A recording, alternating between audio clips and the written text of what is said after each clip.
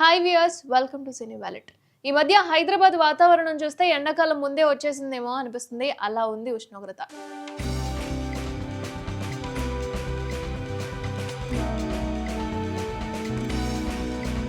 హైదరాబాద్లో సగటు ఉష్ణోగ్రతలు 18 డిగ్రీల సెల్సియస్ పరిధిలో ఉంటున్నాయి.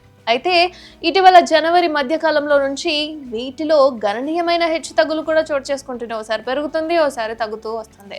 ఫర్ ఎగ్జాంపుల్, జనవరిలో ఉష్ణోగ్రతలు 12 డిగ్రీల సెల్సియస్ వరకు పడిపోయాయి. ఏప్రిల్ నాటికి ఉష్ణోగ్రత 36 నుంచి 34 డిగ్రీల మధ్యకు చేరుకుంటుందని భారత వాతావరణ శాఖ అయితే చెప్తుంది. గడిచిన 5 సంవత్సరాలతో పోలిస్తే ఫిబ్రవరిలో వచ్చిన వాతావరణ మార్పులు చాలా క్లిష్టంగా ఉంటాయని వాతావరణ శాఖ అధికారులు చెప్తున్నారు.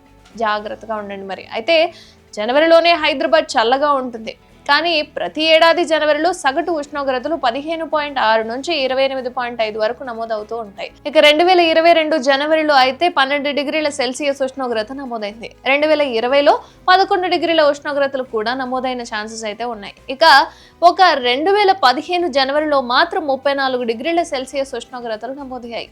ఈ సంవత్సరం వాతావరణ మార్పులు ప్రకృతిపై తీవ్రమైన ప్రభావం చూపుతున్నట్లుగా అయితే కనిపిస్తుంది. కాబట్టి అంటే ఈ డిగ్రీలని క్యాలిక్యులేట్ చేసుకుంటే ముఖ్యంగా హైదరాబాద్లో విపరీతమైన వేడి గాలులు, వర్షాలు కనిపించొచ్చట. వాతావరణ మార్పులతో పర్యావరణం పైన ప్రతికూల ప్రభావం అయితే పడబోతోంది అండ్ పర్యావరణ నిపుణులు చెప్తున్నమాట.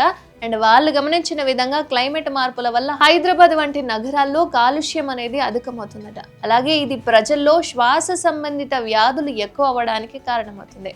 అండ్ ఫిబ్రవరి 15 వరకు కూడా వాతావరణంలో భిన్న పరిస్థితులు నెలకొంటాయని వాతావరణ సంచాలకులు చెప్తున్నమాట. అయితే ఒక్కొక్కసారి చల్లగాలులు, మరొకసారి వేడిగాలులు వేస్తాయి అంటున్నారు. అండ్ ఫిబ్రవరి 15 తర్వాత వేడి తీవ్రత అనేది పెరుగుతుందని నగరవాసులు అందరూ కూడా అప్రమత్తంగా ఉండాలి. ఎందుకంటే ఉష్ణోగ్రత పెరుగుతుంది కాబట్టి ఆ కాలుష్యం కూడా పెరుగుతుంది. శ్వాసకోశ సంబంధిత వ్యాధులు కావచ్చు, వేడి అనేది, వడపోత అనేది రావచ్చు. కాబట్టి కాస్త జాగ్రత్తగా ఉండాలని వాతావరణ శాఖకు సంబంధించిన అధికారులు చెప్తున్నారు. కాబట్టి కొంచెం జాగ్రత్తగా ఉండండి.